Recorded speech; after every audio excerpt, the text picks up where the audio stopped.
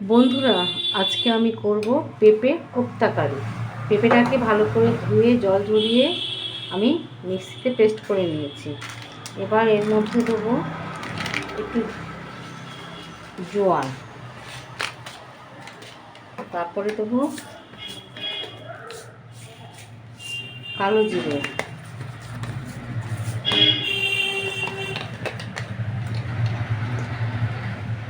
পরিমাণ মতো হলুদ,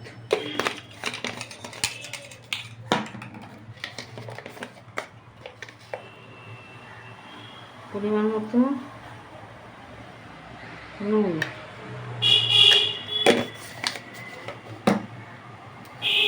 একটু হিংটা অপশনাল, আরও কেউ যারা খায় না তারা দেবে, সবাই পছন্দ করে না, আমি দিলাম।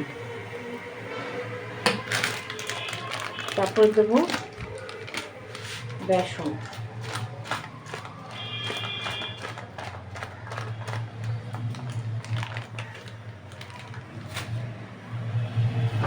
দিয়ে এবার এগুলোকে ভালো করে আমি মেখে নেব।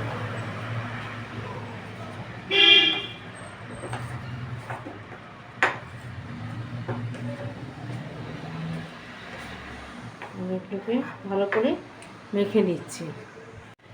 বন্ধুরা, আমি একটা কড়া বসিয়ে তেল গরম করতে দিয়ে দিয়েছি।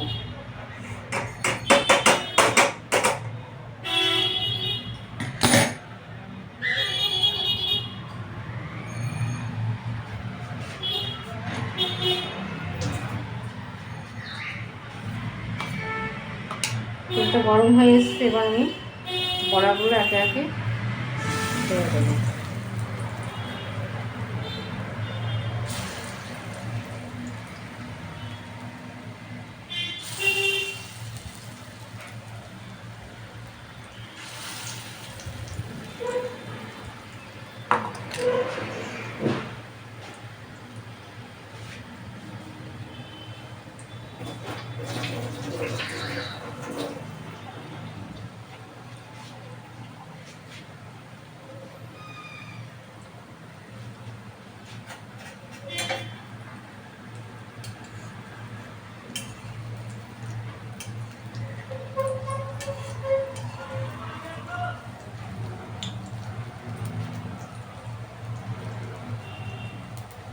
বড়াগুলো এক পিঠ হচ্ছে,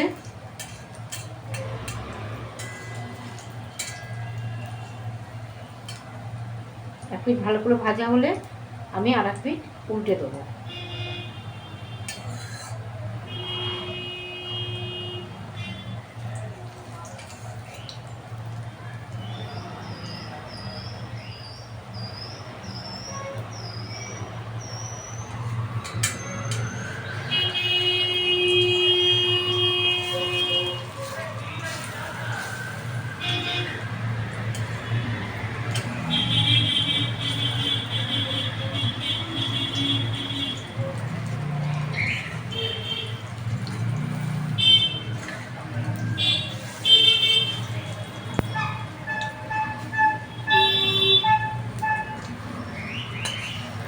ওটা এক পিঠ ভাজা হয়ে গেছে, এক পিঠ আমি উল্টে দিলাম। এবার এরকম করে সবকটা বড়া আমি ভেজে নেবো ভালো করে।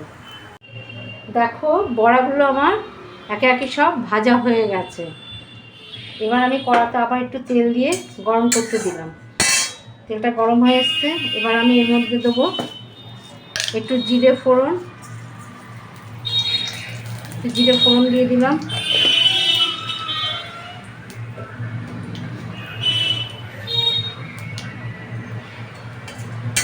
ফোড়নটা একটু ভাজা হলে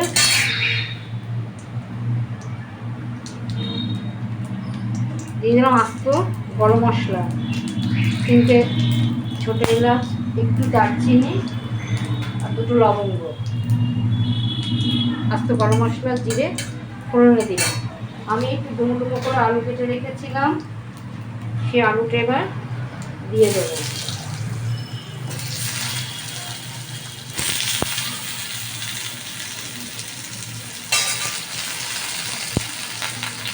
আর একটা চিড়ে রাখা কাঁচা লঙ্কা দিয়েছি।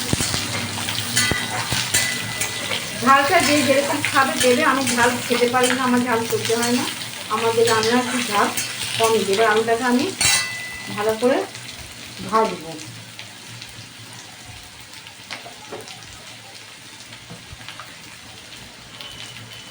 আলুটা ভাজার সময় আমি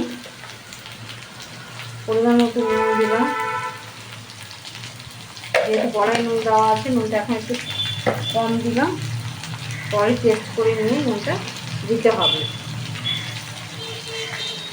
একটু হলুদ দিলাম,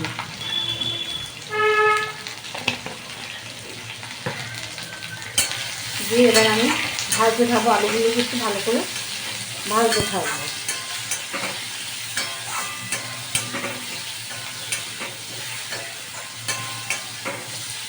আস্তে একটু কমিয়ে দিই, নাহলে আলুগুলো পুড়ে উঠবে। আলুগুলো পুড়ে উঠবে, আর আস্তে একটু কমিয়ে দিলাম। দিয়ে আমি এবার আলুগুলোকে ভালো করে ভাজবো। বন্ধুরা, আমি জিরে ধনে আদা বাটা দিয়ে কষিয়ে জল ঢেলে দিয়েছি। ও ভিডিওটা তোমাদেরকে আমি দেখাতে পারলাম না, আমি করলাম, ভিডিওটা কেন মিস করে গেল বুঝতে পারলাম না। যাই হোক, ভিডিও জিরে ধনে আদা এই 3টে বাটা দিয়ে কষিয়ে আমি এখন জল ঢেলে দিয়েছি। দিয়ে এটাকে এখন চাপা দিয়ে রাখবো কিছুক্ষণ সময়, কারণ আলুগুলো সেদ্ধ হতে হবে।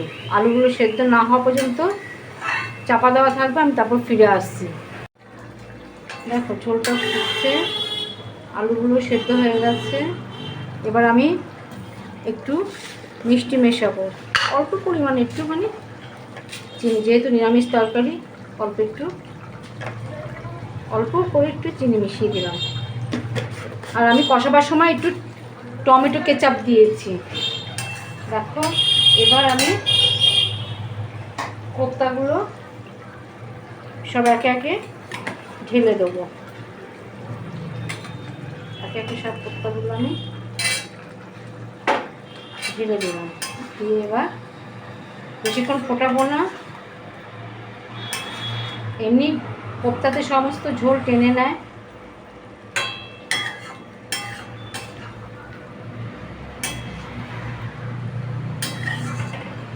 দিয়ে 3-4 মিনিট ফুটিয়ে আমি নামিয়ে নেব। যারা ঘি খাও তারা ওপরে ঘি ছড়িয়ে দেবে। আমি ঘি খাই, কিন্তু সবসময় খাই না, খুব কম খাই ঘি। নিরামিষ রান্না তো একটু ঘি দিলে ভালো লাগে, টেস্টটা আরও বেশি হয়। আমি 3-4 মিনিট একটুখানি ঝোলে ফুটিয়ে নিই।